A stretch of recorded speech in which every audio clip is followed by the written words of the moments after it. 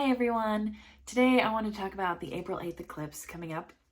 I know it's been a big topic and I'm pretty excited about it.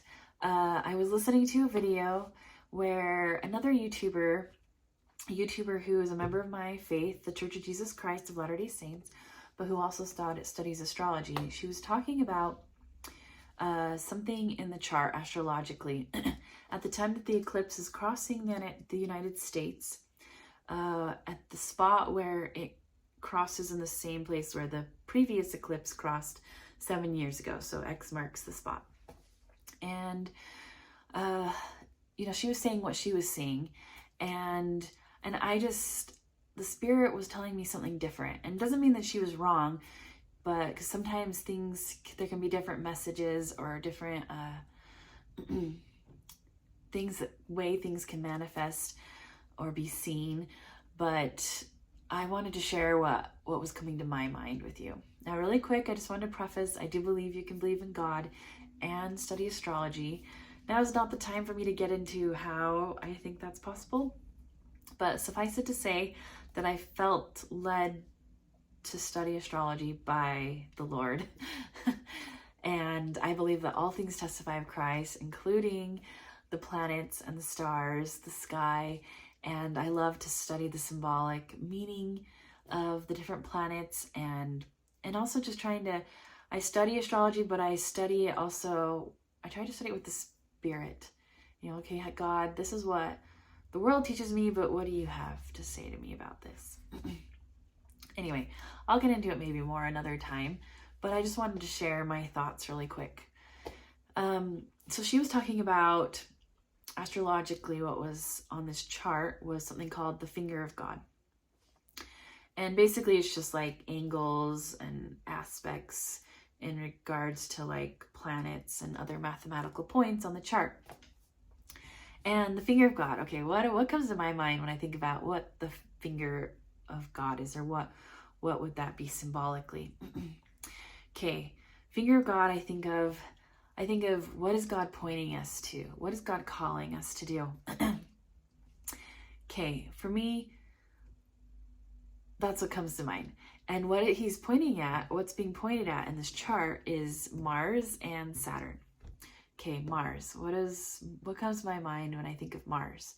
Now, there's different things that you could think of, but in this instance, with what he's pointing to, I'm seeing a call to action. What are we being called to do specifically? And then I see with Saturn being right there, Saturn is all about like the law of the harvest. We reap what we sow. Are you going to do the work it takes to accomplish something? So we're being called to do something, but we're also being called to do the work to get there. Or even like maybe ask a question like, have you been doing the work that's needed to take this action?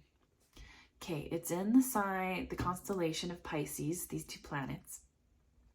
Pisces is like the most spiritual constellation in the zodiac. When I think of Pisces, what do I think of? I think of the two fishes. When I think of the two fishes, what does that make me think of?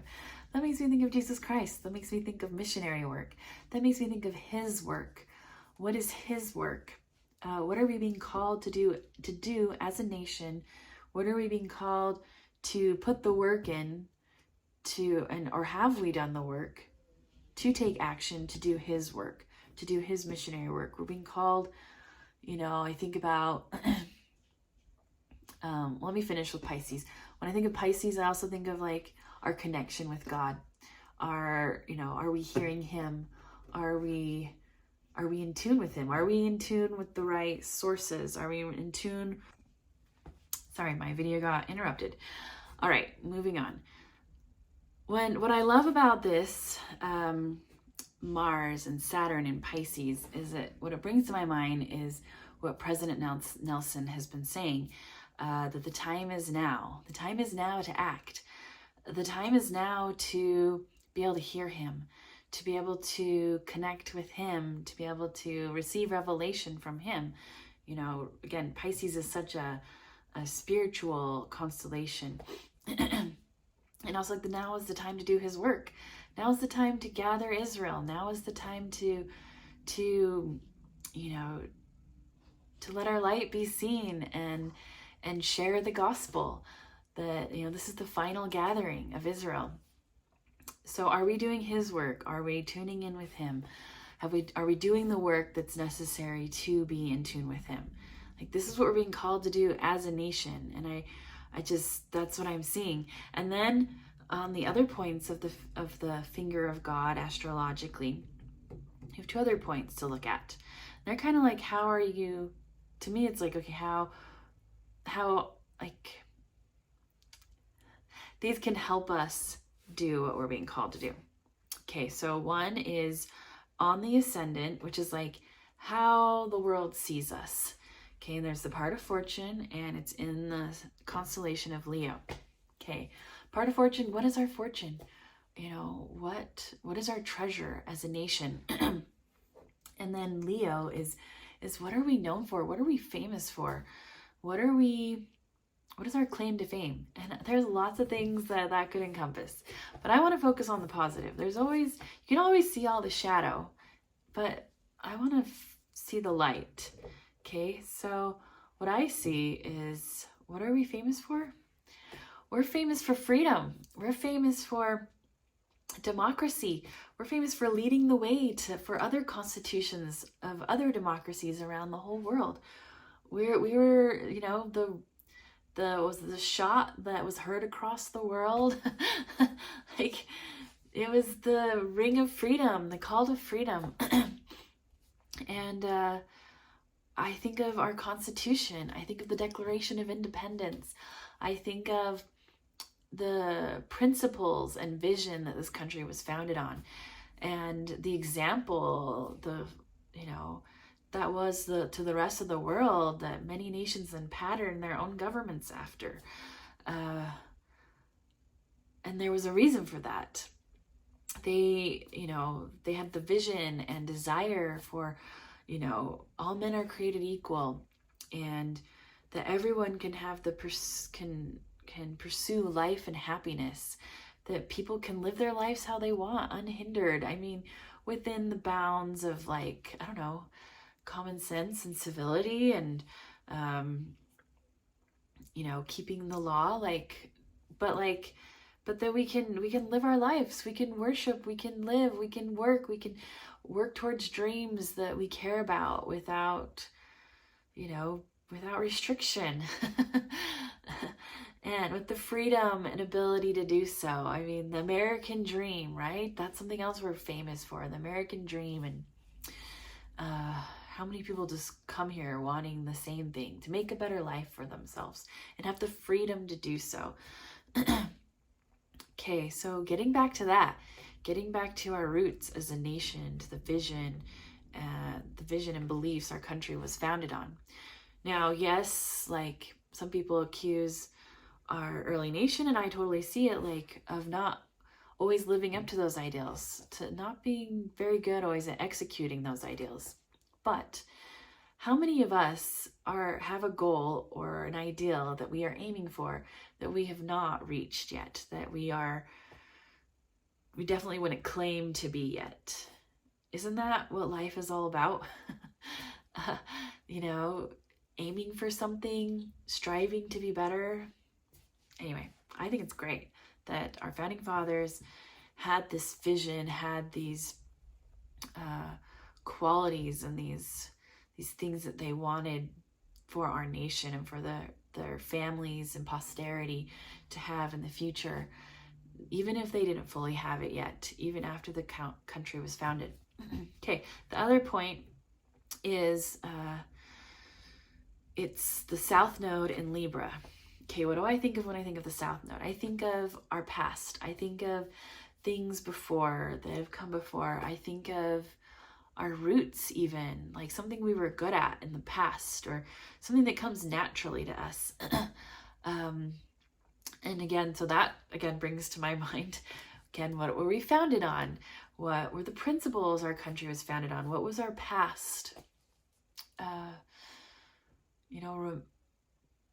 Remembering our past, honoring our past, honoring the sacrifices that were made so we can have the future that we have, that we can have what we have today.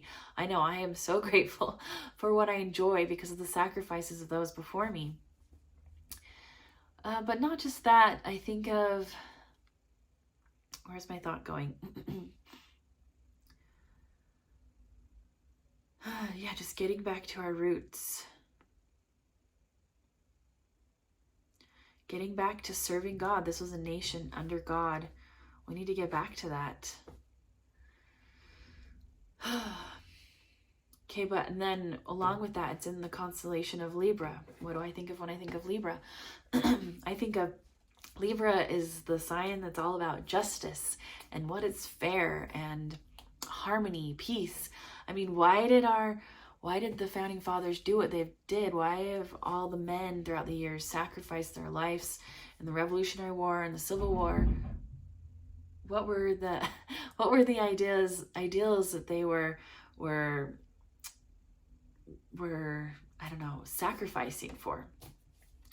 And I think that's what they were sacrificing for. They were sacrificing for peace, for freedom, for justice, for fairness, for equality. So that's what we need to get back to, are those principles, and really understanding what our foundation is, what the foundation of this country is. As we do what God is calling us to do, God is calling us to be His nation, to be connected to Him, to do His work, to be in tune with Him. I love the Book of Mormon. The Book of Mormon is a book that we take as scripture in my faith, and we believe it's a history of a people who believed in God, who were led here, and many years ago, as they themselves were seeking freedom and peace and a place to be able to worship God in peace. And this was called a promised land, and the Lord in the Book of Mormon talks about how only those who are led by Him, like people come here only if they're led by Him. And He talks about the importance of, if we're going to live here on this land in the Americas, importance of following Him, of serving Him, of worshiping Him, of keeping the commandments, and that He'll only allow so much of us not doing that before, what we enjoy here can be taken away. So, justice. So anyway, those were my thoughts, and that's what I felt the Spirit testify to my heart as I was pondering on the symbols of this. And yeah, okay, thanks, bye.